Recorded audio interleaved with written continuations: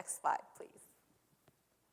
Okay, so just an agenda for what we're going to cover for the next hour. So we'll start off with an introduction about Second Harvest, who we are and what we do. And then we'll dive into some general meal planning principles. I'll try to break it down as easily as I can. And then we'll identify some key strategies on what we can do to try to be mindful of money while we are meal planning, but also being mindful that we're planning healthy meals. Okay, next slide, please. Okay, so to start off, oh yes, I did want to mention, so there is an iPad that's been floating around, actually before I jump into there is an iPad that's being floating around. If you could kindly, and if you do feel comfortable, register for the event. The data is kept internally within our Second Harvest department. It's used for our research purposes, just so we know where our attendees are coming from and how many people we're reaching out to. It does ask for our phone number and email, but don't worry, we won't call you or email you. It's just as an identifier in case people have the same names. So if you could register for the event, that would be greatly appreciated. Okay, so back to the slide. So let's start off with some statistics on food waste. So in 2019, Second Harvest, we released our first groundbreaking research report. So before this time, there wasn't really any literature on how much food we were wasting in Canada on a municipal, provincial, and even federal level. So for this research report, we worked with farmers, processors, manufacturers, and retailers to try to really put a number on this. So what you see on the screen is some of the key numbers that came back to us.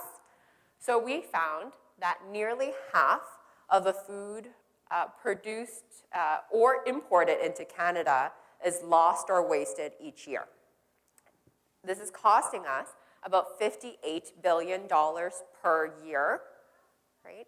And at the same time, there's 10 million Canadians that don't have access to food when they need it. Yeah, I know, that's some pretty heavy, staggering statistics, right? So essentially, lots of food is being wasted, it's costing us a lot of money, and yet there's a lot of people who don't have food, right? Next slide, please. Okay, and when I'm talking about these numbers, I know it's really, really hard and difficult to picture what this amount actually looks like. So I'm assuming all of us are familiar with the CN Tower, right? So if you imagine 180 CN Tower piles of food, that is how much food we are wasting in Canada each year. It's a lot. Next slide, please. Okay, and so with food waste, there's also a lot of resources that get wasted too, right? So if you think about it, food starts at the farming level. It takes a lot of water to make sure our crops grow. It takes a lot of gas to get it to processing and manufacturing. And then it takes a lot of electricity at the retailer end to make sure our food gets kept cold so that it's good enough to sell off to the consumer. And then, of course, all along the way, there's so many people that are involved, right? So we're wasting water, electricity, gas, and human labor. And when food does go into the, gets wasted, it goes into the landfills. When food does go into landfills, it releases greenhouse gases into the air. And this contributes to climate change and global warming. It increases our Earth's temperature. So over time, this is really not great for any animals that live on our beautiful planet Earth, right? And that includes humans like us. Next slide, please.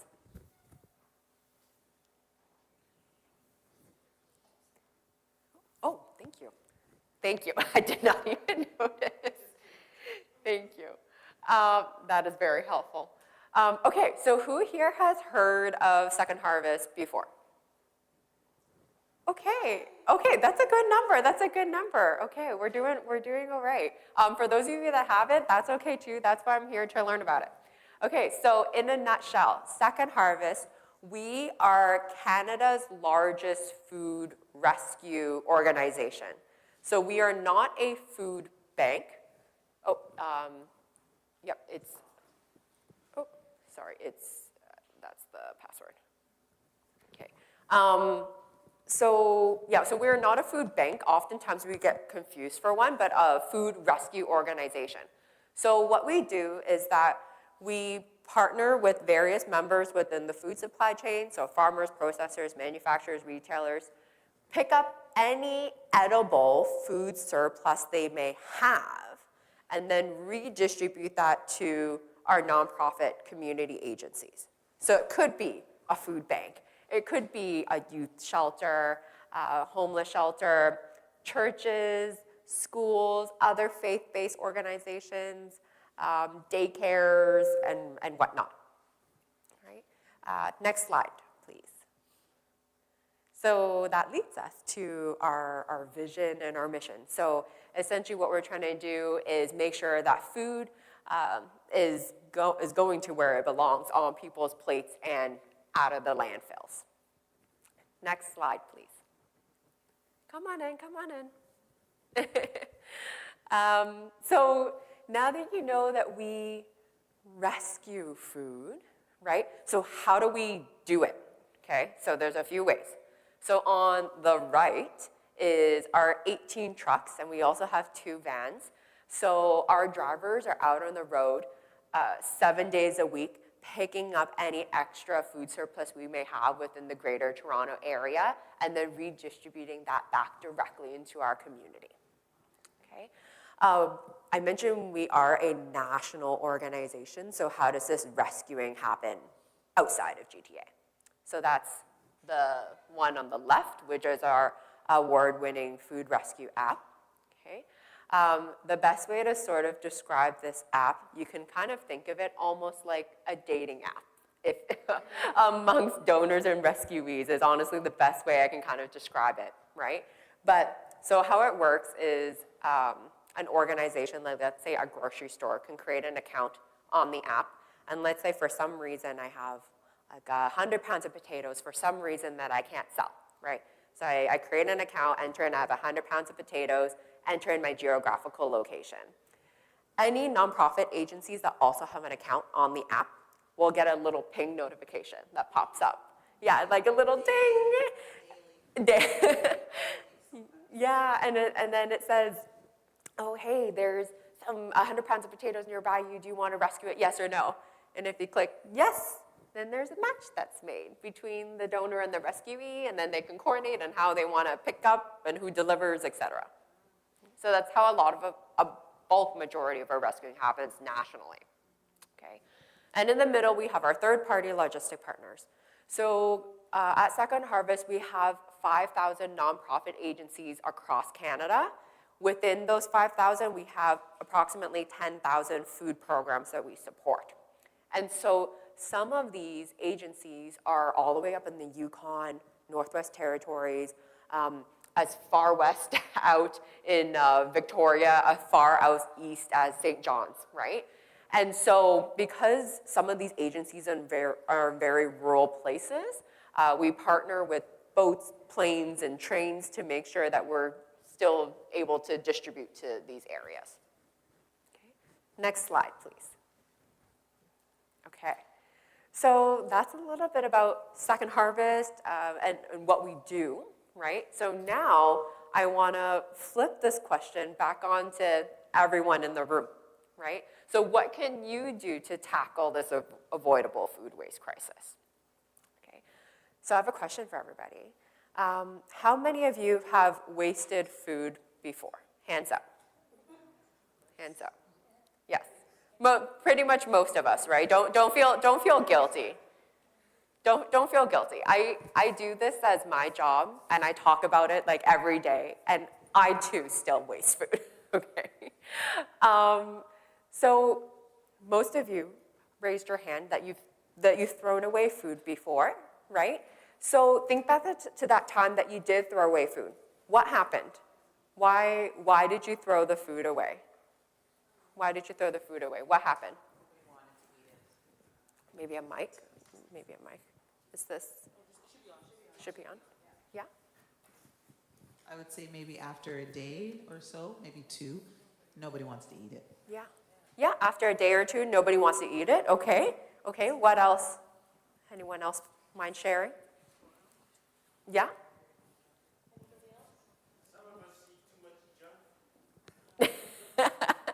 Eat too much junk food? Okay.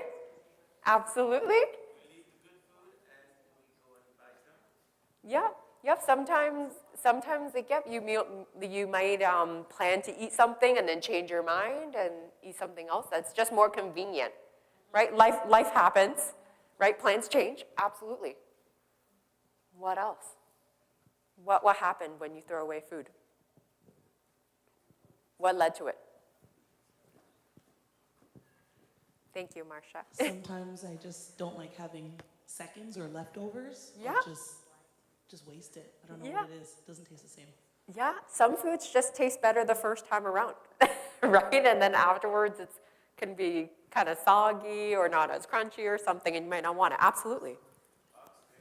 Yeah, gone stale, it's gone bad, right? Sometimes you just buy more than you need. You think you're going to cook something and then you change your mind, so you have more food than you can cook. Yes, absolutely, absolutely. Just to back that, I'm terrible at portioning. So I make way too much food. And then I'm like, oh my gosh, I can't eat this for 3 days. Yeah. Yes, yes. These are all wonderful, wonderful reasons. Next slide, please. Okay, so I want to revisit that research report that I mentioned a few minutes ago. So when we zoom in on specifically the household level of the supply chain, we actually found that 17% of food waste happens at the household level, which is quite a bit. That's about 1/5. And at the household level, it's costing us almost $4,000 per year, this amount of food waste. Yeah. I don't know about you, but I'd be very happy with an extra $4,000 in my pocket at the end of the year. Yeah. That's a good trip. That's a vacation. That's a really good vacation, right? Right? So next slide, please. Right? So thinking about like, okay, the reasons for why we may have thrown away food at the household level, I have a few different reasons up here on the slide, right? And I think we got the majority of them. The ones in green are actually the ones that I'm going to highlight in today's presentation, which is over-purchasing, right? Not utilizing our scraps, and food literacy. And meal planning falls under food literacy, right? Like having the skill set and the knowledge to plan our meals accordingly, because if we don't, it goes to waste, right? Next slide, please. Okay. So we can do all this meal planning and everything and have this skill, right? But what use is it if it's not healthy, right? Because we want this to be sustainable, right? We want to make sure we eat healthy, right? And everyone's vision of what a healthy meal looks like looks a little bit different, right? Next slide. Okay.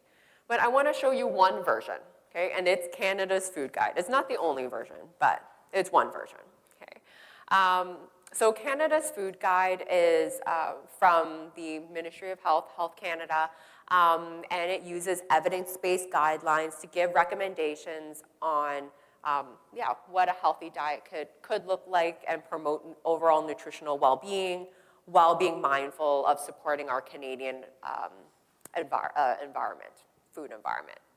So essentially, each plate at each meal, we want 50% of our plate to be fruits and vegetables, another quarter to be proteins, and then another quarter to be whole grains, give or take, in terms of percentage breakdown, right?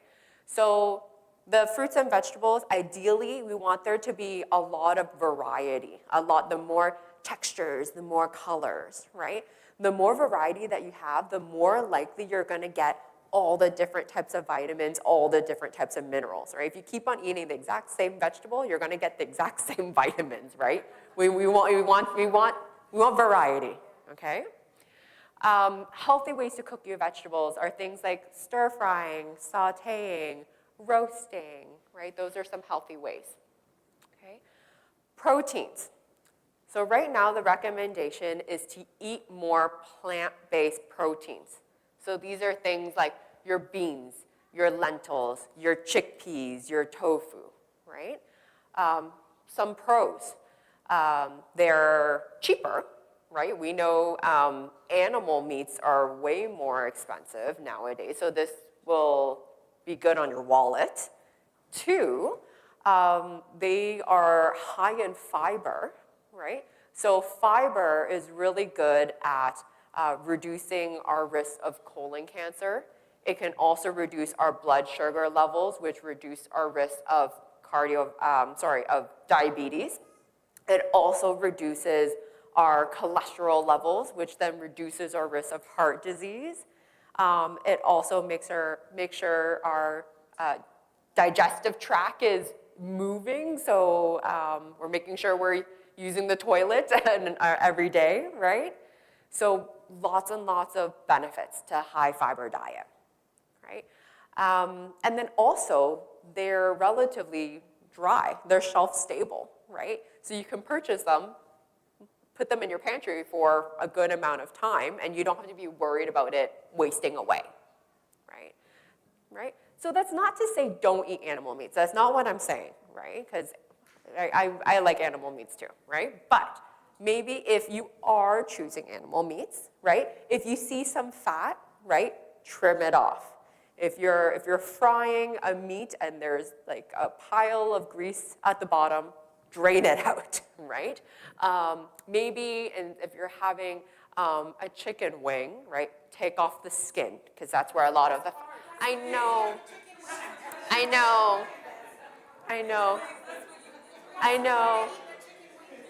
Yeah, take it off. But the thing is, I know that is the best part. I know. But the thing is, but hey, maybe if you are a person who's like, you know what, I really need the skin on the chicken wing, enjoy your chicken wing. Enjoy it, right? And enjoy it in that moment. But then maybe throughout other things that you are eating, then maybe drain the grease out of, like when you're frying meat instead. Like, it's all a balance. It's a balance, right? You pick and choose things, right? Last quarter, whole grains, okay? So can you go back to the vegetables for a minute? Yeah. Yeah, vegetables, yeah. So, I just want to hear this tonight. Yeah. So when you're doing the vegetables, you said like you can saute, you can Yeah, saute, stir fry, you can roast. stir fry, whatever. Roast, yeah. What should you be putting in it What should you be putting in it? in terms of seasonings? Because some of us like turmeric, not me, of course. Yeah. Some people like turmeric. Yeah, so in terms of seasoning, up to you, but like really the more general concern is just like salt and sugars. Yeah, right. Right, so just reduce adding any salt and sugar. No yeah. sugar, right? Yeah, so you really shouldn't be putting turmeric in your... Turmeric is okay. Help me out here, folks. Yeah.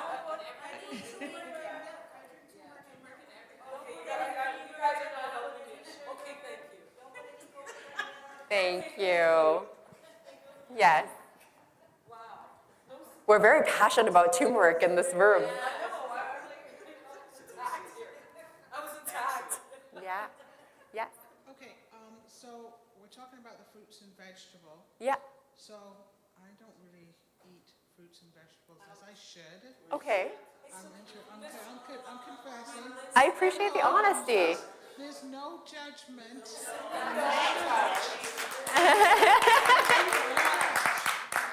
But what I have been enjoying is juicing. So I put the fruits and the vegetables, and but is it as good though when you do that? Because you're kind of throwing away all of the fiber, but you're still drinking the vegetables and the juice daily. Is it just as good? Please say yes. That's a very, very good question. I'm gonna be honest. I don't know the answer, so that's a very good question. Can you email me to remind me to do research into this, and I'll get back to you? Yeah, remind me to give you my card, because I I'm going to be honest, I don't know the answer. I think it is the same, but that's me just guessing. I'm thinking it's better than not having anything at all. Yeah. Yeah. Yeah, my guess is it is the same, is my guess, but I am not confident in that answer, so I don't want to tell you yes, but that is my guess. So I'll give you my card afterwards, email me the question so I remember, and I'll get back to you. Yeah, great question, great question. I know, you hope it's a yes, right? Yeah, and sorry, did we answer your question about the sauté? But yeah, so yeah, turmeric is great because it's a spice, right? I encourage like using spices and like herbs as like seasoning. It's more like the salts and the sugars that we're concerned of, because the more sugars we have, it can, over a long time, if you have really just high sugar levels in general, you can develop like a resistance to like insulin, which could increase your risk of diabetes, and then just increased salts could increase your blood pressure, which can lead to heart disease in the long run.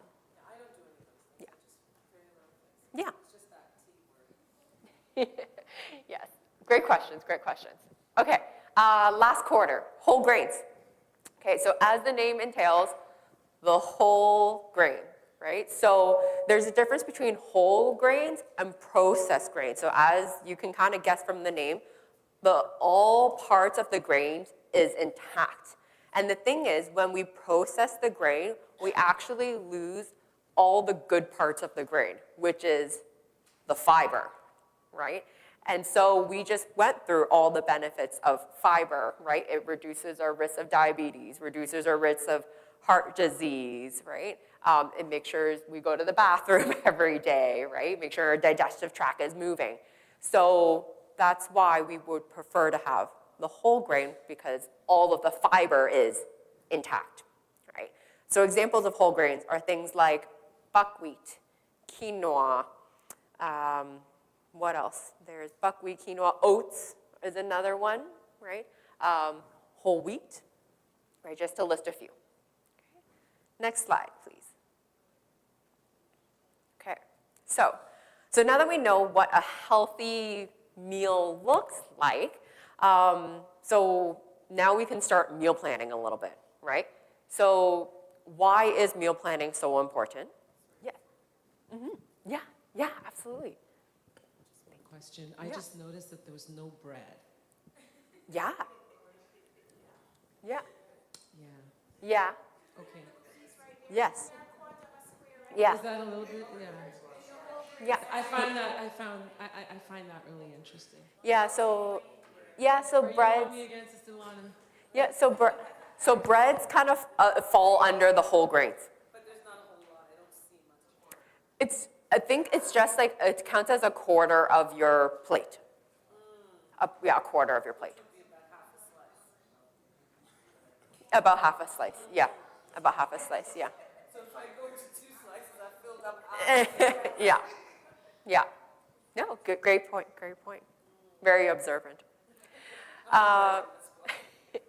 So now that we know, again, how to formulate a healthy plate, now we can start jumping into meal planning, right? So why is meal planning so important, right? So with meal planning, it helps us make healthier choices, right? Because sometimes when we make last-minute decisions, as we mentioned, we start to choose unhealthy things because it's just convenient, right? It helps us save money because if we meal plan in advance, we could check out all the deals, right? Making sure that we're budgeting our finances accordingly so we're not spending more money than we need to, right? And groceries is already expensive, right? Reduces waste, right? So if we plan our meals accordingly, then we're not buying all this extra stuff that we actually don't need, and it just sits there in our kitchen and it never goes to use, and then we eventually throw it out, right? So if we actually plan accordingly, we make healthier choices, we save money, and it reduces waste, right? So lots and lots of pros to meal planning, right? Something I do want to mention, though, with meal planning is that it's really going to look different for everybody, right? Some people meal plan maybe at the beginning of the week, at the end of the week. Some people meal plan every 2 weeks. Some people meal plan every day, every 3 days. It's gonna look different for everybody because we all don't live the same lifestyle, right? Like I know for myself, based off of my schedule with my husband and like my work schedule, I meal plan twice a week. Right, one big meal planning on a Sunday, and then I block off Sunday afternoon, and I do batch cooking for 3 days, and it lasts me until Tuesday, Wednesday-ish, and then Tuesday, Wednesday, once I've eaten all that food, I'll batch cook again, and then I'll cook all the way to last me till Saturday. So that just works with my schedule. So I'll do 2 batch cookings within a week, but on the weekend, I'll do my grocery shopping, so I like buy what I need for the week. So like that's what it looks like for me, right? But that may not fit into your schedule. But that's just an example. Next slide. Okay, so we both do it together. There you go. Yeah. I'll give him credit. He gets credit. So with meal planning, okay, so like a lot of people get like really, really overwhelmed with meal planning, but I'm gonna try to break it down for you as simple as I can, and I've broken it down to 4 steps, okay? So number 1, we're gonna decide what to eat. 2, make a grocery list. 3, go grocery shopping. And then 4, we're gonna start cooking, okay? So I'm gonna walk through each of these steps and break it down what we're gonna do within these steps. Okay, next slide. Okay, number 1, we're gonna decide what to eat. Next slide. Okay, so with this step, part 1 of this step is we need to check what ingredients we already have, okay? So I don't know about you, but sometimes I go to the grocery store, and I'm going and I see, oh, yogurt is on sale. It's on sale. I might as well grab it while I'm here. Go home, I put it in my fridge. I'm like, oh no, I already have a yogurt.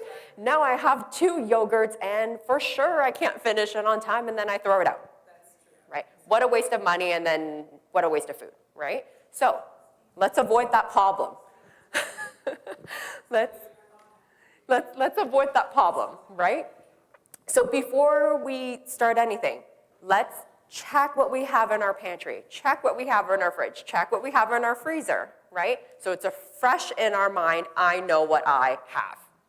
While you're digging through everything, if there's anything that's nearing the best before date, write it down, right? Because we want to use it up first. We want to use anything that's old first before it even goes more bad, and then you have to toss it out. Note those things down first, okay? Next slide. Okay. So this is probably the trickiest part within meal planning, is utilizing scraps, okay, utilizing scraps. So I have a tool to share with everybody. It's called Super Cooked, right? So essentially it's a tool where you can enter in all these different foods that you may have within your kitchen space, and it will help you meal plan. Shauna, did we get the website to work or no? No? Okay, thank you. So maybe if you do have a phone, if you do, maybe we can try to walk through it together, if you do.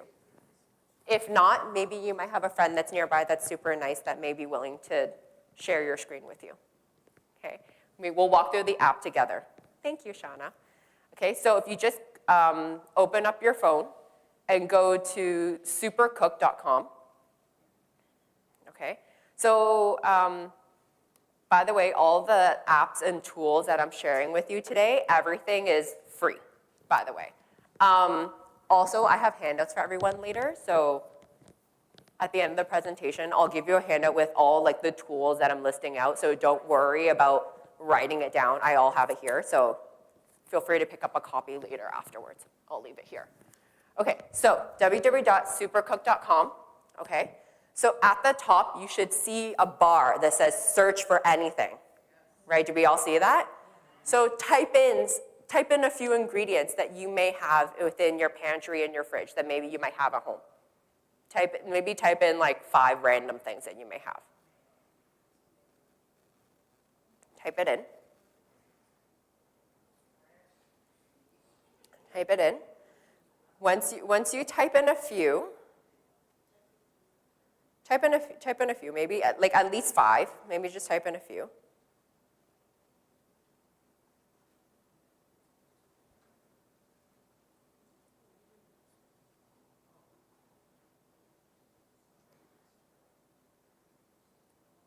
Is it letting you add in ingredients? Can you select from the bottom piece, or you're supposed to just add it in? You should. Is that part of it, or is that something? Yeah, those are the foods that you added. Oh, That you did add it. Yep, you're doing it correctly. So just add it in, type it in. And then there should be a See Recipes button at the bottom right-hand corner once you've added in a few items. If you click the See Recipe button on the bottom right-hand corner, you should see that it generated some recipes for you using those ingredients. 1,145 recipes. Yeah, so how many ingredients did you punch in? You've entered in, I think, 8 ingredients, and there's 1,145 recipes just from there. Yeah.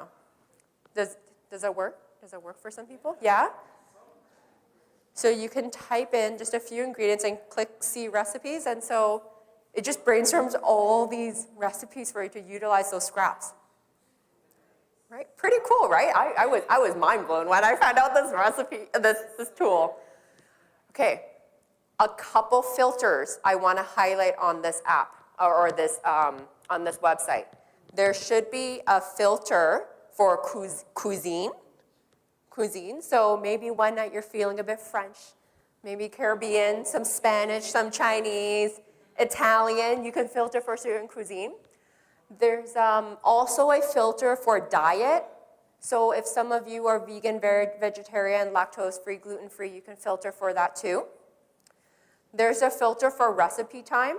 So you can filter recipes for less than 15 minutes, less than 30 minutes, because we all have busy lives, right? No one wants to spend forever cooking. You can filter for those. My favorite filter is the, I think it's called, see the screen? Oh, no, that's okay. I think it's called, what is it called? Thank you. It is called the missing one ingredient filter. Press that one. So it will show you more recipes where you can use the ingredients you have that you entered in, but you're just missing one more. So maybe if you're going to the grocery store anyways and you like what's there, just add that on your grocery list. Okay? Okay, so that is super cooked. Pretty neat, right? Okay, that's super cooked. Okay. All right, Shauna, next slide, please.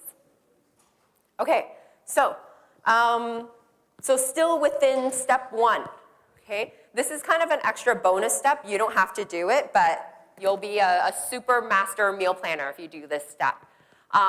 It's called cross-utilization, okay? So in this step, I want you to be very, very creative of the ingredients you already have and think of what are some multiple ways that I can use the same ingredients but cook it in different ways, right? So for example, let's practice as an example. So let's say I have ground beef, bell pepper, and onions, right? What are some different dishes I can make with these exact same 3 ingredients? Sorry? With ground beef, bell peppers, and onions. Lazy lasagna, yes. Make a stuffed pepper. You can make a stuffed pepper. What else? Tacos. What else? Shepherd's pie. Meatloaf. Meatballs. This could be a stir fry. You can put it on pizza. You can make it chili with it, right? We just listed like 6 different ways to utilize the same 3 ingredients, right? So if you have like a lot of this at home, right, you actually may not need to buy as many as you need, right? And then no one wants to be eating, for example, stuffed peppers. I'm just poking fun on stuffed peppers just because, right? You don't have to eat stuffed peppers the whole entire week because that's gonna get really boring, right? But like using the same ingredients, now you can make 6 different things, but with the exact same ingredients, right? You save money and you don't waste food, right? So this is kind of a bonus step. So this step is a little bit tricky, but I encourage you to be creative, right? Next slide. Okay. So once we've planned our meals utilizing all of our old ingredients, now we can start utilizing new ingredients, okay? And so the recipes that are on the Supercooked website, by all means, it's really, really great tool. I love it. But I am a dietitian in training, like Lauren said. And not all of the recipes on Supercooked are necessarily the healthiest. Some are okay, but some are like, it could be better. So I wanted to share with you some websites, and it's on the handout, so don't worry about writing these down. I'll give them to you later. Some websites that are a little bit more nutritious. All the recipes on these websites are created by dietitians. So they're very nutritious, healthy, very budget-friendly. Back in the days when I was counseling and seeing patients, I recommended a lot of recipes actually from Cookspiration, and my patients loved it. I got really, really good feedback from patients. I also personally, in my own cooking repertoire, found really great recipes on Cookspiration. I really like that one. And likewise, there's a lot of really good filters on the website where you can filter for like freezer-friendly meals, kid-friendly lunches. There's really great desserts that are on there as well. Desserts. Maybe like snacks for the gym, like a workout snack or something like that. There are filters for that. Okay, so I encourage you if you are inspiring for something new to check out some of these websites. Okay, next slide.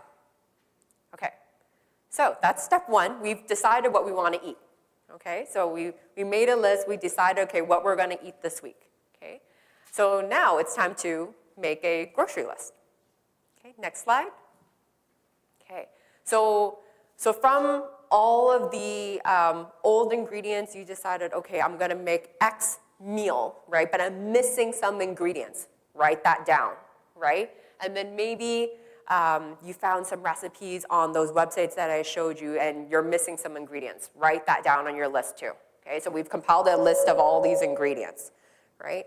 Try your best to stick to that list. I know it's really hard, but that's where it gets dangerous, because then you're buying extra things you don't need. We just meal planned, right? Right? We said, okay, well, I'm going to eat this week, so stick to it. It's tricky, but stick to it, right? Okay. So then B is to shop for sales, because now we know what we need. Now we need to look for deals, right? Next slide. Okay.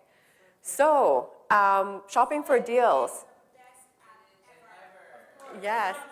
Okay, so I see some of you are familiar with Flip. Amazing. Yes. So I encourage you during this step to look at coupons and look for deals. And there's so many that are out there, and it's really, really difficult to keep track, right? So there's an app called Flip, and it sounds like most of you are familiar with it, but for those of you that haven't, it's a wonderful tool. Download it. Shauna, do we have access?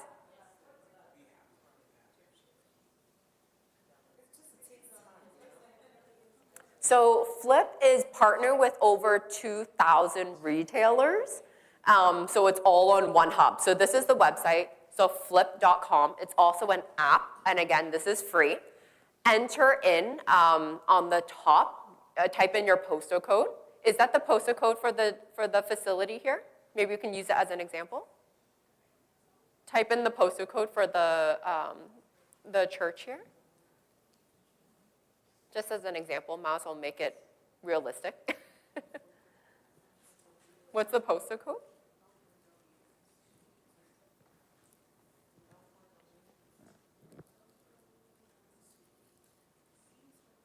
So M4W1C, L4W, 1C8, okay? Okay, amazing. And then if we can close that pop-up. close that pop-up on the right. Is there an X for it? Really? Can you click on the 3 dots, Shauna, and maybe zoom out? This area doesn't have a whole lot of stores, grocery stores, right? Do you see the 3 dots on the top of the browser, Shauna? Click on that. And then zoom out. Click the minus. Yeah. Do you see the X for the... Oh, there we go. That works too. Yeah, there we go. Okay, so on the top of the bar on the right-hand side, you should see the shopping list tab. Top right, shopping list. Click on shopping list. And then this is where you're going to enter everything that is on your grocery list. Okay, so I'm just going to maybe put 2 in as an example for now because it can be a really long. So let's say we buy milk, I don't know, or eggs or potatoes, or just type in 2 foods, Shauna. So we got milk, and maybe type in another one. Okay, so as you can see, for milk, it's really small, but we're just within the church's parameter. There's 71 deals on milk. Okay. And there's how many? There's 22 deals on eggs just within the vicinity of the church. Yeah. So click on 71, Shauna, and then maybe zoom out again, maybe so you can see all the coupons. So yeah, thank you. And then so if you scroll, you can see all the different coupons within all the grocery stores, and it's all there for you, right? So just pick one of them, Shauna. So maybe, yeah, there we go. So let's say we want this type of milk. Obviously, there's different types of milks out there. You want this one. Maybe you're passing for Tino's on the way to work. Click Add to List. And then click View at the bottom. Right? And then it will save the coupon on the left for you. Right? So that it doesn't get lost elsewhere. Right? And then if you scroll down, so maybe now we have eggs. There's 22 deals on eggs. Right? And then you can flip through, see whichever egg you like, whatever your egg preferences are, right? So you can click another one. Yeah, so maybe say you're going to TNT after you drop off the kids. Yep, click Add to List and then View. Right, and then there you go. It saves it there on the left.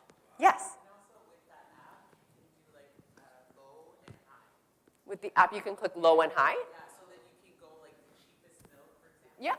And the highest, like say, Yeah. organize it. Thank you. Yeah, yeah. Yeah, you can filter. That's amazing. Thank you for sharing. Also, you can add in, if you do create an account, I believe creating an account is free. You could add in any loyalty cards that you may have. And if you add in loyalty cards, that may also open up more deals than just the generic free one for everybody too. Yeah. So that is Flip. That is Flip. Okay. Can we go back to the PowerPoint slides, please?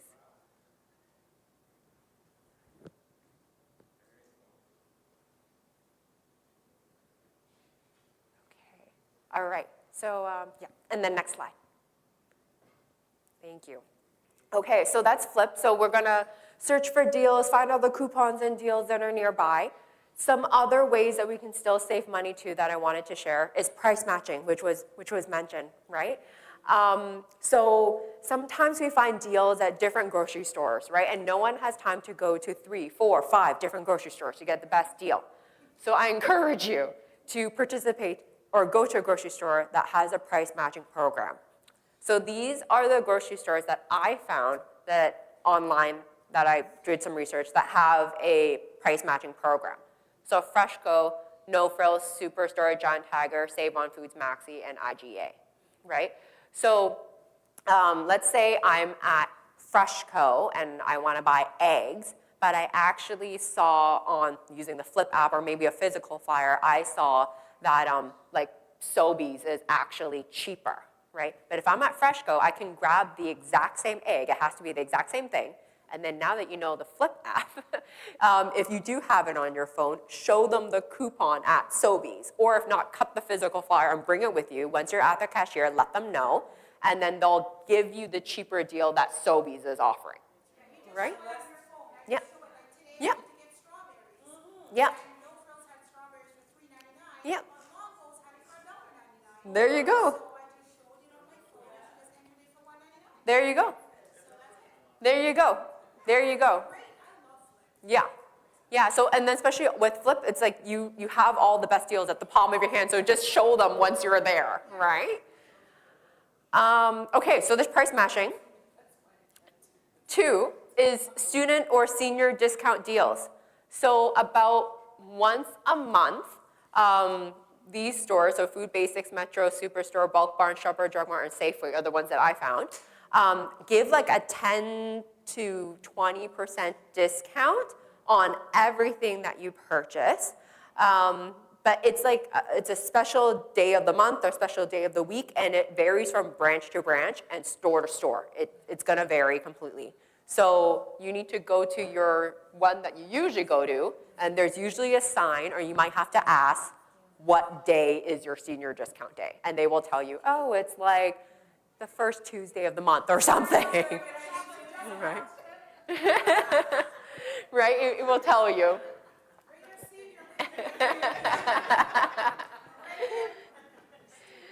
Yeah, so they'll tell you what day. But if you are planning on using the discount, bring your ID. Okay, bring your ID. Okay. Okay. Next slide. Okay. So we look for all these deals, right? We know where all the good deals are at. So now it's time to actually go grocery shopping. Okay. Next slide. So when we are actually going grocery shopping, there's still ways that we can still save money. It doesn't stop there. So I'm going to walk through all the different ways. Next slide. Okay. So first is to choose products that are generic brands. Okay. So very oftentimes there's this misconception that generic brands are like inferior, unhealthy, but that's not the case. Yeah, yeah. Yeah, it's not always the case, right? Oftentimes we're actually paying a premium for a brand, right? But so it's not always the case that generic is unhealthy. I encourage you to actually look at the label, compare it side by side. Is it actually more unhealthy, right? So some of common generic brands that you might find is like Great Value at Walmart, No Name Brand is at No Frills, Compliments is at Sobeys, Selection is at Metro, just to give a few, okay? One safe tip, most of the time this works, that I like to give for buying generic brands is to buy generic brands for foods that are single ingredient items. Generally, these ones are going to be the same. So let me give you an example. So let's say, like this weekend, I'm going to make muffins, and I need flour, right? So I go to the grocery store at Walmart. I can buy Robin Hood flour, white flour, or I can buy Great Value flour. It's a single ingredient item, right? The Robin Hood flour and the Great Value white flour, it's a single ingredient. If you compare the nutritional value, it's very, very likely gonna be the exact same thing, right? Because like flour is flour at the end of the day, right? Flour is flour, it's one ingredient. So most of the time when you buy a one ingredient product, very likely the nutritional value is gonna be the same, very likely, right? When we start having in other ingredients, and that's where you actually need to look and compare, single ingredient, very likely nutrition-wise, it's gonna be the same, okay? Next slide. Okay, so when we have our stuff on our grocery list, if you can, try to buy the food in season, the produce in season, right? Reason for that is because there's an abundance of it. So if there's a lot of it, it's gonna be cheaper, great for a wallet, right? It's fresher, so if it's fresher, that means it's gonna last longer, meaning hopefully you'll eat it, you have more time to eat it, meaning less likely to spoil, you're less likely to throw it away, right? And so, yeah. Yeah. Yeah. Yeah. I want to add to with the choose in season produce, like Yep. different grocery stores have different quality. Like Wawa's in season, like their apples are amazing, crunch, look, Yeah. everything. Yeah. And then if you compare it to like No Frills or Food Basic, the grade is so different. Okay, yeah. So that's what I noticed. Okay, thank you for sharing. Highland Farms, their vegetables, their fruits, always amazing. Okay, Yeah, no blemish on them, they're just perfect. okay, amazing. Okay, thank you for sharing, yeah. And so when you're thinking of in-season produce, some of you may be thinking, well, then Melissa, how do I know if if a produce is in season, right? So 2 resources I want to share with you. There's resources from Canadian Food Focus. This is also on your handout, by the way. Canadian Food Focus and Foodland Ontario. They have really great resources to remind you what food is in season. So for example, next slide. This is, if you just Google Canadian Food Focus, like in-season produce, very likely the first few links, you'll find this chart. So I know, again, it's a little bit small, but on the left, you have a list of fruits, right?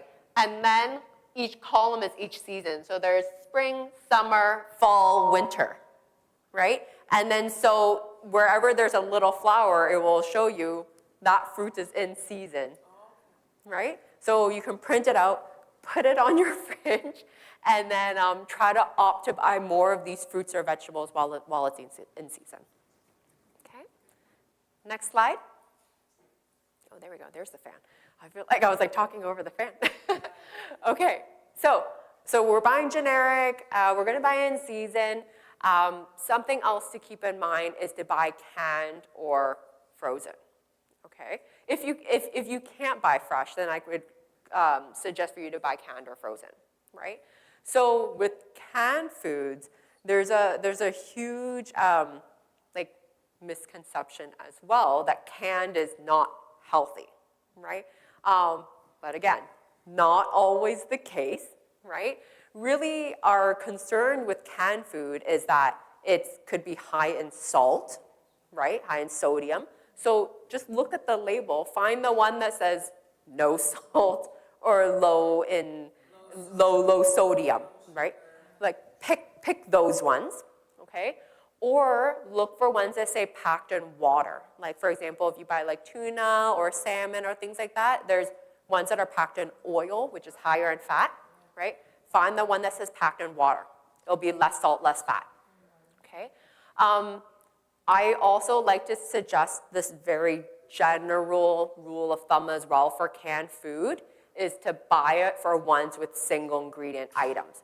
Because very likely the nutritional value will be the same. So for example, if you buy like canned beans versus dried beans, right? If you buy the canned beans that say low sodium, no salt, nutrition-wise, it's gonna be pretty much the exact same thing as dry. If anything, it saved you time because now you don't have to soak the bean, right? Nutrition-wise, it's gonna be the same, very likely, right? Yeah, so that's canned. Frozen, so frozen, did you know frozen fruits and vegetables are actually more nutritious than fresh, right? The reason behind that is because frozen fruits are actually frozen right after it's harvested. And then right after it's harvested, that's where nutrition is the highest.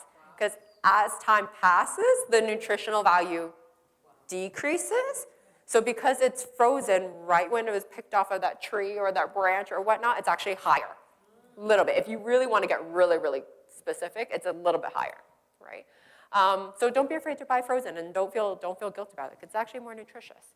The only thing with frozen food really is to be mindful of that fat and that salt again, right? So most of the time, for any frozen foods that have like a marinade or like a sauce with it, if it's frozen, it's very likely going to be high in fat and salt. So avoid those ones. And again, very similar rule of thumb. Like most of the time, if it's a single ingredient item that's frozen, right? So if I buy frozen corn, it's just frozen corn, nothing else is in it, versus fresh corn. If anything, the frozen corn is actually more nutritious, right? Very likely if you're comparing 1-to-1, right? That's not to say like this, again, this rule is applicable all the time, but most of the time it helps. Thank you, I appreciate it, thank you. Yeah, so that's canned and frozen, thank you. Next slide, please. Okay, and then, so step 4 is, this is the best step, is to start cooking. Next slide. Okay, so post your meal plan up where everyone can see it within your facility, right? So maybe if there's a cooking space here within the church, like post it up so everyone knows what's on the agenda for the week, right? If it's at home, post it up on our fridge so everyone knows. When it gets time to cooking, give everyone a task, right? It's a lot of work to cook. It's a lot of work, and so give everyone a task so everyone can take part, and so that it's easier to get the task done faster. That's Right? It's easier to get the task done faster. Get everyone involved. Get everyone involved, right? Yeah, and then post it up, you cook, and then bon appetit, you have a party, you have a food party. Okay? Next slide. Okay, so that's pretty much what I have for today's presentation. So just some wrap-up messages. So what did we learn within the hour we were here together? So we learned about Canada's food guide, right? So we have our plate. 50% of it needs to be fruits and vegetables. A quarter of it needs to be protein. A quarter of it should be whole grains. Generally, that's one idea of a healthy meal, right? So now we know what a healthy meal looks like. We can start planning, and we broke it down to 4 steps. So step 1, decide what to eat. We said we want to utilize old ingredients first. Check what you have in your fridge, your pantry, your freezer. Remind yourself what I have. Plan meals around foods that are about to go bad first, right? So then you don't have to throw it out because you're going to use it up, right? And then we have all these bits and scrap within our kitchen. This is the tricky part. You can utilize apps like Supercooked, right? Now you know that tool to try to help you get some recipes and to utilize those scraps that you may have, right? And then, bonus step if you want, try to practice cross-utilization. So it's the same ingredients, but you're gonna use it in different ways so you don't have to buy more things, okay? And then plan your meals using new ingredients. So buy then what you need, right? And then I've showed you some websites on like Cookspiration and from Canada's Food Guides for some places on some healthy recipes. 2, you're gonna write all these ingredients down on a grocery list. We're gonna stick to it, right? And then you're gonna look for deals using tools like Flip, where all the coupons and deals are in one spot. You don't have to use Flip, but that's just one, right? If you like the old school way of going through flyers, it's kind of nice too, right? No. Right, you can too, but look for deals, right, before we even go to the grocery store, right? You can be mindful of, again, of like price matching, but also student senior discounts. 3, we're actually at the grocery store, right? So try to buy generic brands if you can, buy in-season produce, right? And if not, opt for canned or frozen, right? And then the last step is cooking. So that's meal planning. Next slide. Okay. So I put this slide at at the end of all my presentations because we go through so much content within the hour that we are together. But I just want to ask everyone to just take a small mental moment and just pick one really cool thing that you feel you learned from today, that you think, okay, this is very realistic, this is very practical, that I can bring back into my home, share with my family, integrate into my lifestyle. What's one thing? Just pick one thing.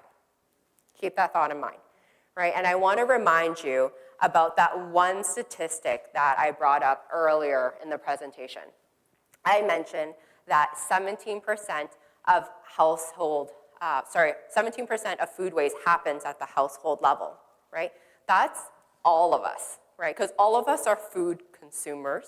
We all eat food, so all of us are contributing to that 17%. There's things that are happening at the farming, processing, manufacturing, grocery store level that people like you and I, we don't have control of what happens there. But we all do have control of the 17%. So if we all did our small part, just everybody, each little small part that we can, hopefully together as a whole, we can reduce food waste, at least at the household level, right? Yeah, okay, next slide. Okay, so before we split, this is just a very, very quick ad on just our training and education program in general within Second Harvest. So, so today's presentation was planning nutritious meals on a budget, but I do want to highlight that we do offer a bunch of other training as well. So we do a training on reducing food waste at home, which talks about extending the shelf life of food. There's actually a certain way we're supposed to organize our fridge. So we talk about that. I do a date labeling presentation, so focused on best before dates and expiry dates, which that was asked for me to go over before leaving today. And then food safety basics, which is a very general overview of food safety within an hour. We also offer a food safety certification program, so it's a full one-day training.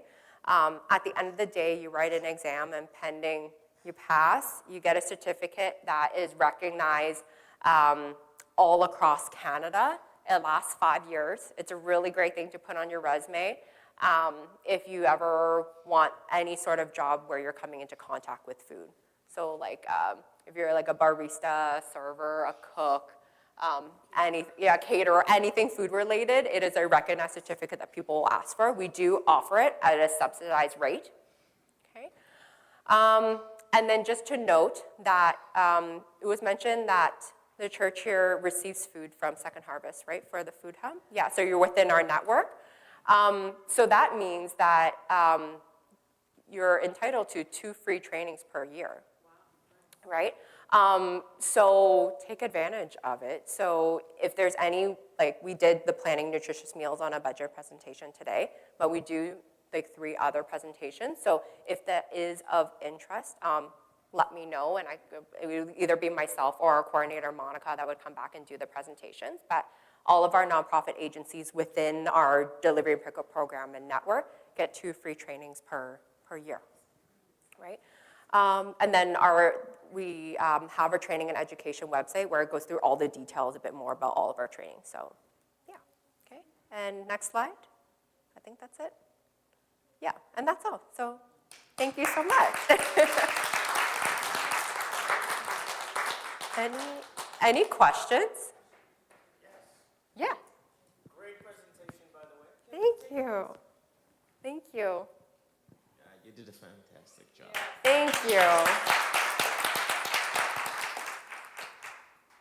You wanted to know one thing we learned?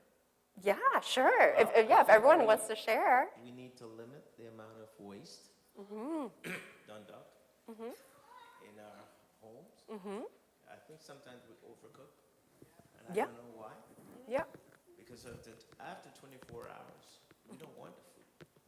Yeah. So I think we should just cook what we need. Yeah.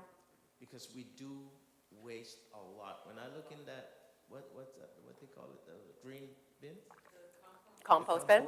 Oh my God. Yeah. You could feed an army. Yeah. The food that we're throwing out every week. Yeah. Yeah, so It's a lot. thank you for that. Absolutely. And I think we can all learn from it. Thank I'm you. also curious though, who funds all of this? Who funds? Yeah, great question. I get this question actually a lot. So we do get funding from the government. We do get some funding, but actually a lot of it is from our corporate donors.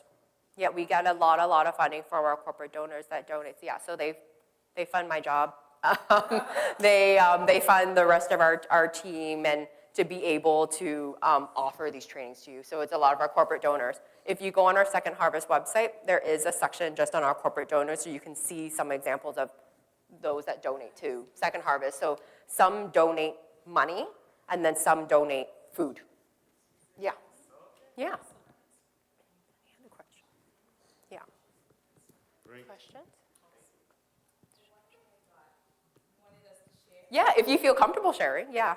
So one thing I will take away tonight is to get the family involved in the cooking. Yes, even the little ones. Yes, because I think by doing that, as you said, they will get used to seeing the different ingredients that's Yeah. going into their food. Maybe it might help them to eat Yeah. Yeah. whatever they've prepared. It It is. might help with that. And It does. also, we can get them to understand why we do not waste the food, you know, Yeah. like reusing the food. So once they're getting involved in the kitchen, I think it might be better. Yeah, thank Not only you. the kids, but the husbands too.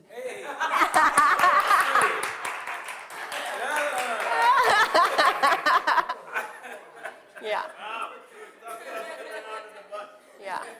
She usually overlooks me when I and then you did this wrong. You did this wrong. Oh.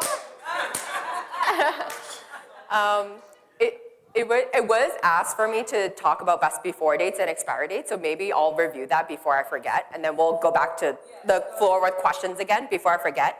So I was asked to talk about best before dates and expiry dates. Okay.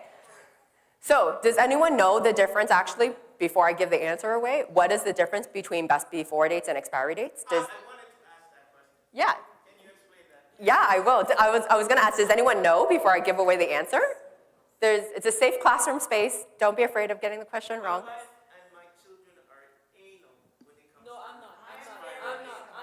I said it means it's better. Yeah, do we have the mic? Okay, good. Yeah.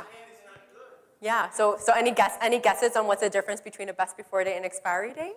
Best before means that it'll probably be more fresher. You'll get the greatest amount of nutrients from it if it's done before the date.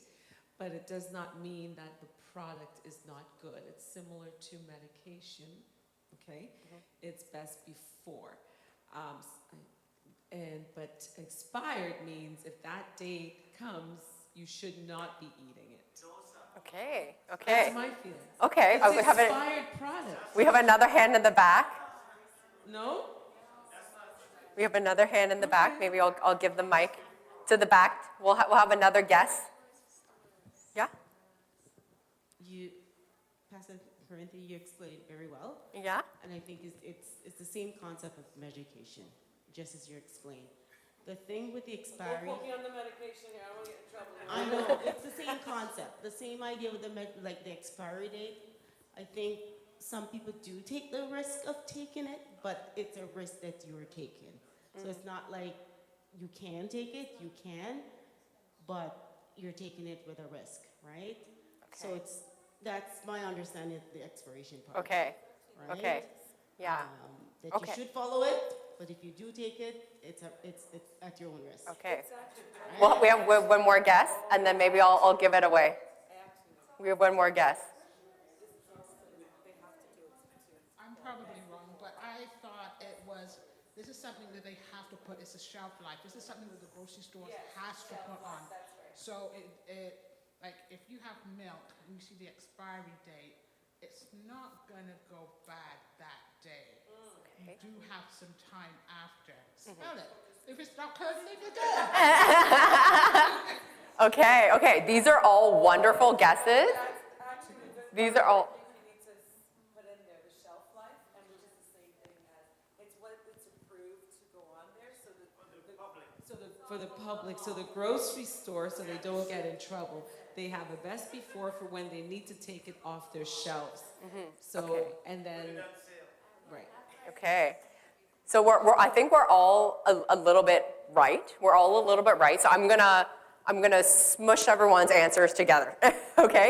So the definition of a best before date is it tells us how long a food is going to last in terms of freshness, taste, and nutritional value. okay? And whatever else they're promising you on that label up to that date, okay? Right? So in Canada, it's mandatory to put a best before date on food if it has a shelf life of less than 90 days. If it has a shelf life of more than 90 days, like pasta, cereals, those like shelf-stable foods, it's actually not required, okay? But if I were to ask you to go home and open up your pantry and look at all your food, almost everything has one, right? So it's actually voluntary for manufacturers and retailers to put it on. They don't have to, they just choose to, okay? So let me give you an example, right? So let's say I have juice and it has today's date, March 3rd, right? Can I consume it tomorrow? I can consume it tomorrow. The only thing tomorrow is that it's less fresh, maybe less tasty than what they're promising you, and there's less nutritional value. So for example, juice, there's vitamin C inside of juice. Vitamin C is an antioxidant, so just naturally over time, it's gonna disappear into the air, just naturally, right? So maybe the label, I'm just making up numbers, maybe the label says 30% vitamin C, but tomorrow maybe it's 29.9, 29.5, 27, I don't know, it's not 30, right? So it's just not what's on the label. The key words though for best before is that it only applies for food that are properly stored and unopened, right? It has to be properly stored and unopened. So something like milk should be in the fridge. So that means its whole entire lifespan, it should have been refrigerated, right? If it wasn't refrigerated, then it's not gonna last to that date, right? Also, it's unopened, right? So if it's opened, then the food is now exposed to the air. The air has a lot of dust in it, and bacteria can even sit on a speck of dust. We just can't see it with our eyes, but it's there. So as soon as air goes in, bacteria goes in, and then it can start munching away on the food, and then can start growing and multiplying. And then when we eat it, we get sick, right? So if it's open, that's where we want to, as we said, utilize our senses, right? Think back to our grandparents, our great-great-grandparents. When best before dates didn't exist, what did they do? They smelt it. they smell it, they look at it, right? Something like, right? Yeah, like if it's something like milk, it's gonna be like really, really strong of a smell. It's gonna smell sour. But then some people are like, oh, but Melissa, I'm losing my sense of smell. That's okay too. Just pour a little bit in the sink, and then if you hear like a bloop sound, then you know it's bad, right? Throw it out, right? So like use your senses if it's open, right? Yes. Yeah. So like with eggs, right? Yeah. There's an expiry date on eggs, but you can keep eggs 3 to 5 weeks after that expiry date. Absolutely. Yeah, absolutely. Yeah, absolutely. Yeah, absolutely. Yep. So that's best before date. So we now know what a best before date is, right? So expiry. So expiry date, it's a true date. Once it is past that date, we do not want to eat it, and we do want to toss it out, okay? So any guesses for how many products in Canada have a true expiry date? Any guesses? How many products? How many products? Any guesses? 400? 10? Any other guesses? How many products in Canada? Okay, well, my friend, 10 is, you're not far off. There's actually only 5 products in Canada that have a true expiry date, okay? These are the 5 products. So it is infant formula, okay, infant formula, nutritional supplements. So these are things like your iron, your vitamin D, like those pills, supplements that you can buy from a grocery store, right? Or sorry, a pharmacy. There is What else? There is also meal replacements. So these are things like Ensure and Boost. So for those of you that don't know what that is, it's essentially a very fancy smoothie that's very dense, very, very nutritionally dense, and it's usually given to seniors who can't eat everything that they need orally. And so they drink this to get their nutrition, okay? So going along those lines of not being able to eat everything, some people it's really bad. They need to go to surgery and they get a tube inserted into their nose that goes into their stomachs, or they get a tube that gets inserted directly into their stomachs. There's a formula that feeds that tube that is called formulated liquid diets. So that formula also counts as a true expiry date. And then the last one is low energy foods. So low energy foods are, very low energy foods are foods that patients need usually to prepare for surgery. So for something, for example, like OptiFast, also a very fancy smoothie that's given to patients before they go to bariatric surgery. So those are the 5 foods. So very, very, very, very generally speaking, most of us, very generally speaking, because I don't know everyone's background, are not eating these foods. Most of us, right? The only ones that we would probably maybe be eating or seeing, infant formula, maybe if you have a little one, right? And nutritional supplements, maybe. And maybe Ensure if you have like an elder, maybe. But otherwise, we really, all the other ones are medically related, right?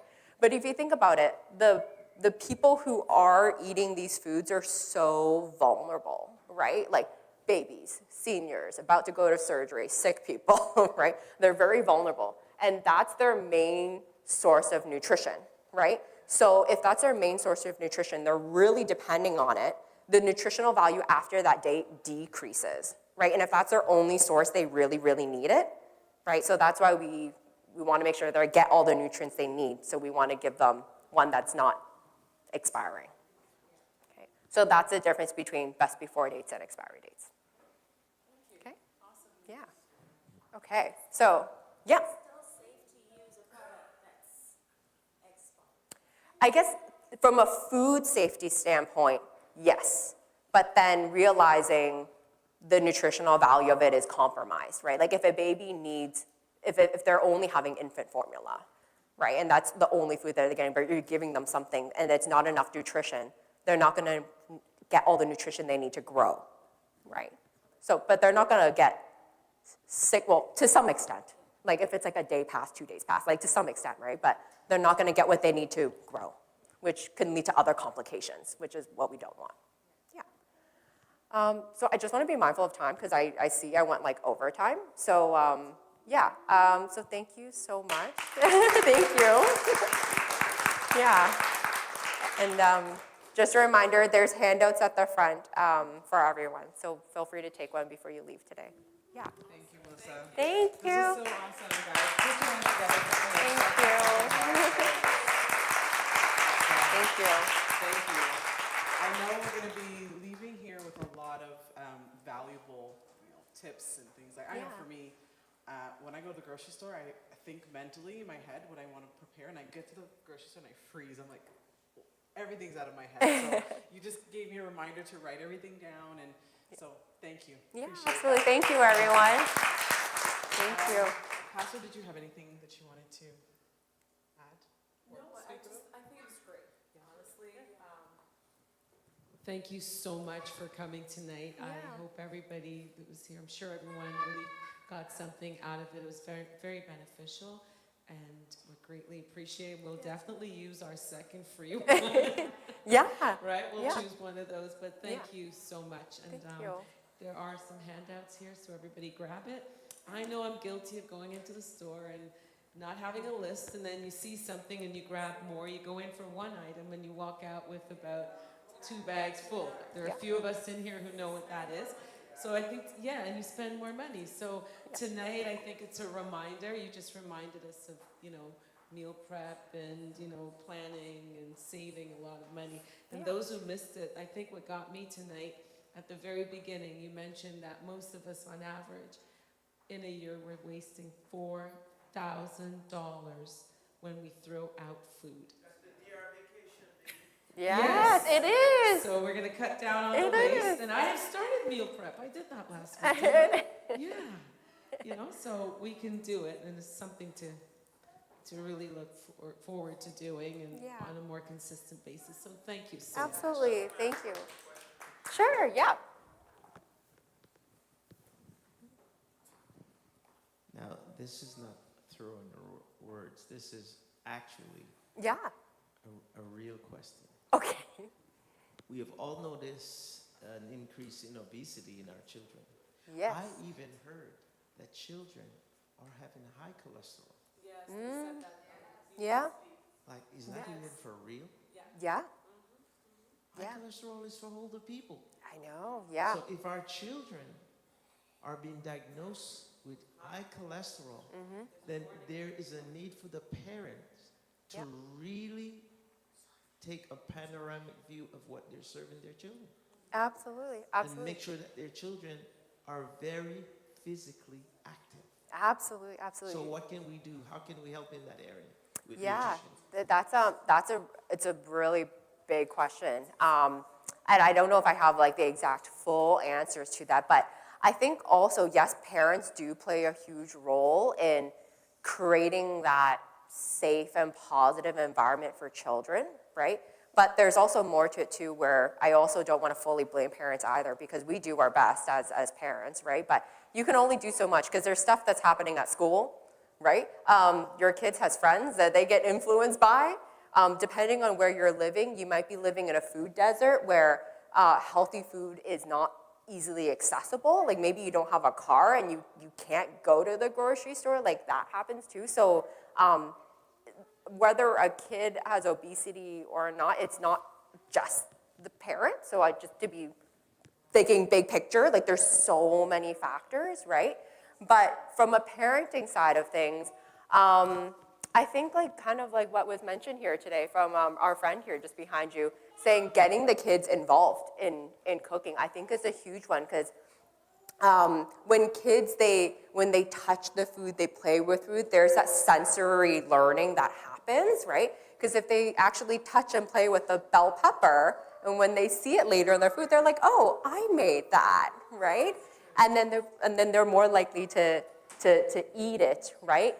Or sometimes when the food is prepared, you see food cut in a certain way, and they don't actually know what it looked like before, right? What did it look like at the grocery store, right? So just for them to see that whole process, or even things like taking one step back further, like getting them involved in things like gardening, right? Like just so they really do understand the process of food. I think the more that they learn more about food just in general and being more active decision makers in their own diets, obviously with the guidance of parents, they'll learn to make more healthier choices along the way. But it's a very big question with lots of different factors.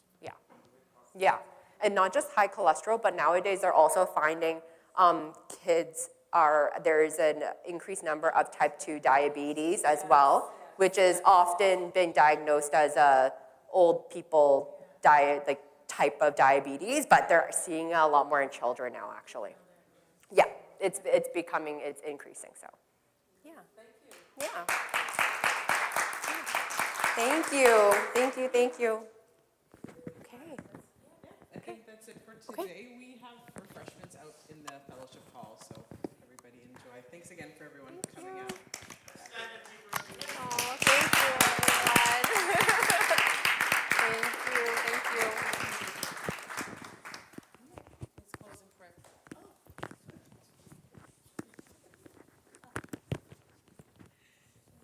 Thank you, Jesus. Everyone stand. Father God, we thank you for this gathering and this evening, the very information that we have received.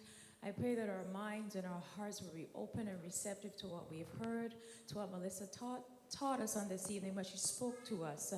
I pray that we will take it, we will utilize it, and we will apply it to our very lives. We would share with those that even weren't here. Father God, as we go our own ways, I pray that you will guide, you will direct us, you will cover us under your blood, and let your very will be done in our lives. Continue to bless Melissa as she goes to and fro, teaching in the nutritional values and teaching others that they may grow in the knowledge and even in the grace of God. Continue to keep her, continue to bless her, cover us under your blood, protect us as we go to our various homes, and thank you for those that have gathered here in your name on this evening. And we thank you and we give you all the praise, the honor, and the glory that is due unto your name, and we glorify your name. And as we go, we will raise our hands in the very benediction. And as we would say, unto the King, now unto the King eternal, immortal, invisible, and to the only wise God, the honor and glory forever and ever. Amen. And thank you once again, Melissa. God bless you.